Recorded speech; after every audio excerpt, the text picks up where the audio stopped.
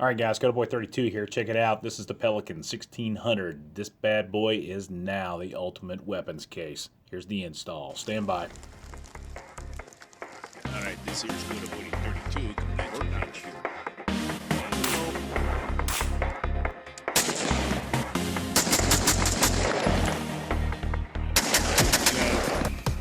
I'm just gonna not say anything.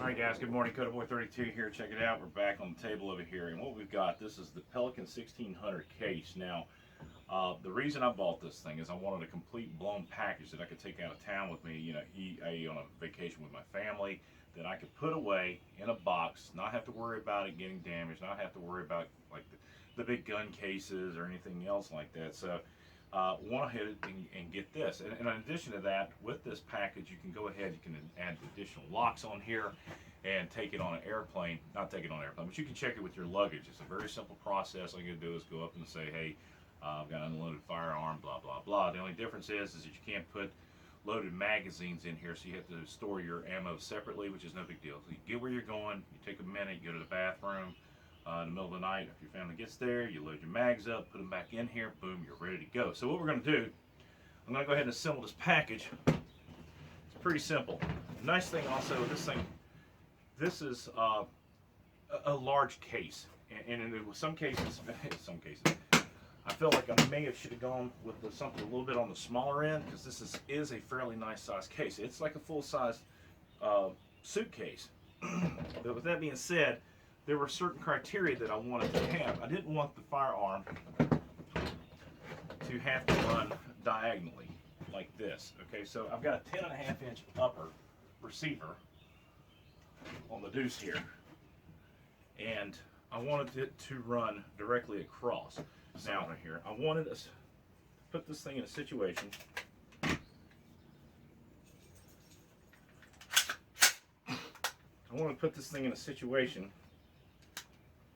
where everything was organized perfectly.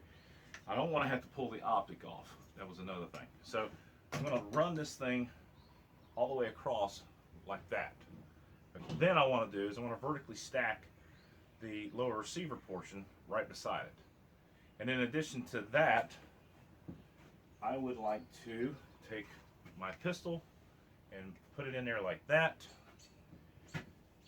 accompanied with 5 more magazines like that, and 6 loaded rifle mags, in addition to a spare knife and a sling. Now, oops, torch heads, and a sling. No, just a sling. Now that is a lot to ask for. So what I'm going to try to do is I'm going to strategically go ahead and pluck, cut, do what I got to do. I'm going to go ahead and do the plucking thing for the upper and the lower, the mags, but I am going to cut out the opening for the pistol and a associated paddle holster. And now this is the Canik TP9SF, and I specifically purchased this model to go in this carrier right here. I do have the SA, but it goes in this bad boy right here. All right, so with that being said, let's go ahead and bring the camera in, start the cutting process. I'm going to use this knife right here to cut with. Hopefully it's sharp enough, and if not, I've got a couple of razor blades that I can use. So let's go ahead and bring her in, and we'll get started, and hopefully we get this done before my damn dogs wake up the entire neighborhood. All right, the big important thing is to have plenty of coffee when you're doing this thing. That's all I can say.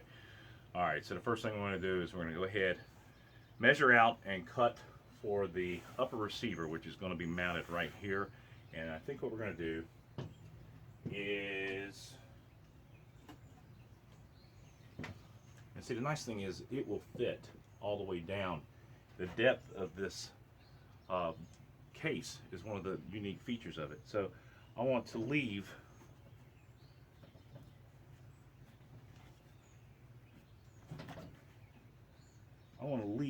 at least, I think, one of those 1.5 plugs.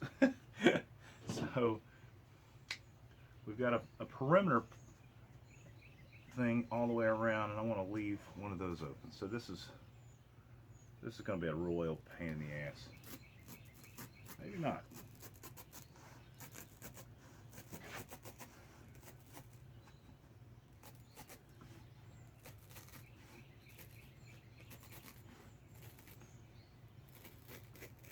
make sure we get the length on that correct. Alright, so it's pretty much going to lend itself to, oh, it's perfect. That's ideal, man. This thing is absolutely spaced perfectly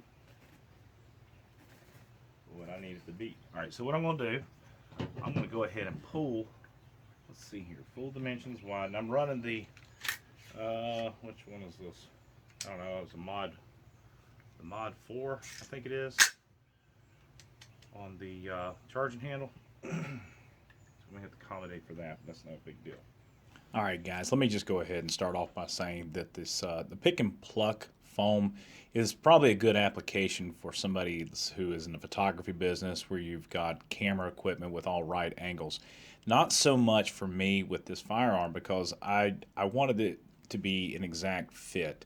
And as you can tell by just the monotony of going through the 2 layers, which just does make it a little more difficult for fitment, but it's not exactly where I want to be. So one of the things that I'm anticipating on doing here probably in the next couple weeks is purchasing the kit that comes with the solid foam panels. And once we do that, we'll be able to reconfigure this thing. It's a lessons learned process through the whole deal. That's the rear piece. All right, so that's the rear piece. That's the upper receiver. And that's as good as it's going to get right there, folks. All right, now what we're going to do, we're going to cut in the lower receiver right here. So we're going to give it 2 plucks, 2 plucks away. Which means it's going to, you know what, I want to make sure that we are all using all of them because I can use that for magazine space up here.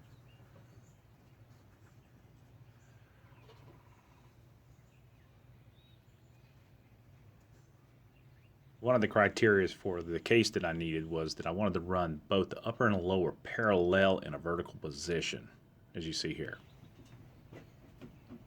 So now, I've got to take this, well, you drop right down in there, perfect.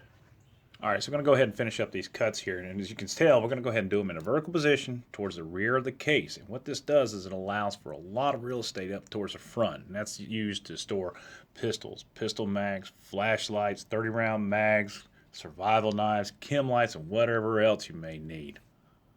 All right, now what we're going to do is we're going to go ahead and lay out the cuts for the pistol. And right about here is where I'm going to put the pistol mags. We're going to lay them vertical, and they're going to go top to bottom. So as you can tell, I'm going to go ahead and draw this thing out. I'm going to take a razor blade. I'm only going to cut through the first layer of foam so it sets flush with the top, as you can see here. Now this is the problem with the pull and pluck stuff, is it just doesn't work well with the razor blade, and you just can't get that clean cut like I want.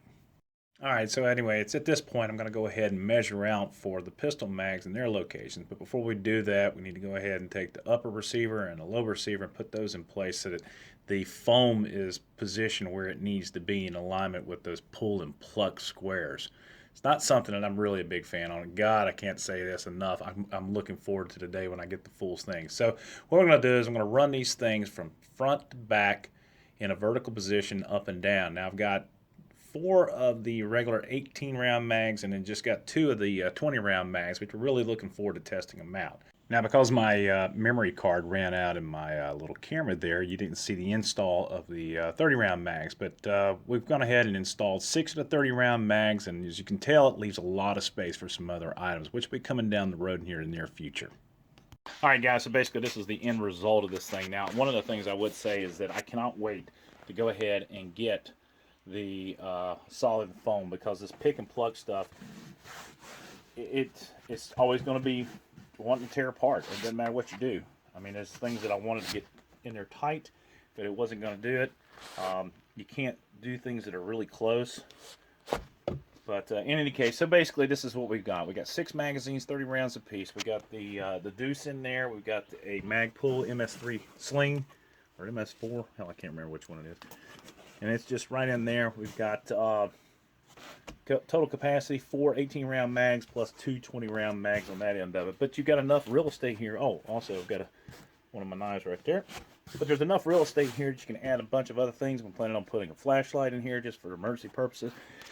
But this is a grab and go kit, man. You put this thing in your car, you've got the ability to lock it. You've also got the ability to check it on an airplane. You got enough ammo in there to make it shit happen if you needed to. So that is the 1600 Pelican case with the pick and pluck, and I cannot wait to get the solid foam pieces in because they will be replacing this crap. For what I'm using it for, the pick and pluck foam is probably not the best way to go. But anyway, oh, also went with the smooth Gen 2 mags for Magpul in this case, just because I don't need them to be picking on that. But doesn't have any issues closing. There we go. This is the 1600 Pelican case. She's a monster. It's a pretty big size, but it's going to get it done. Put that thing in the trunk. You've got the ability to go ahead and move stuff around the country as you need to. But with that being said, guys, Codaboy32, God bless America. God bless his men and women in uniform. 24/7 for our freedom, because freedom's not free. It's Codaboy32. Out. All right, guys, really appreciate you taking the time to watch this video. We've got another one that's going to come out going over the details and the specifications of the Pelican 1600 case. This is my specific setup, and of course, it's going to change down the road like everything else does. But if you haven't already done so, please give me a thumbs up and subscribe. We've got a lot of neat videos coming up in the future. This is pretty much it. Codaboy32, out.